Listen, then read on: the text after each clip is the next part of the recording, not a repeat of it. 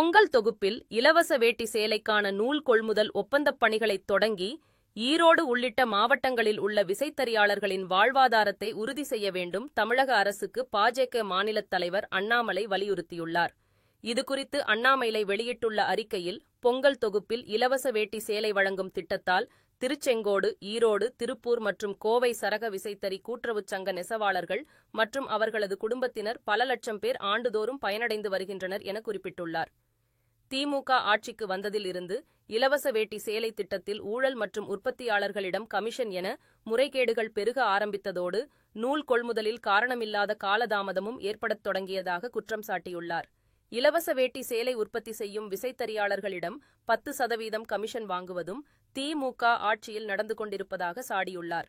கடந்த 3 ஆண்டுகளைப் போலவே இந்த ஆண்டும் நூல் கொள்முதல் பணிகளை இன்னும் தொடங்காததால் விசைத்தறியாளர்கள் வேலைவாய்ப்பின்றி தவிக்கிறார்கள் என அண்ணாமலை தெரிவித்துள்ளார்.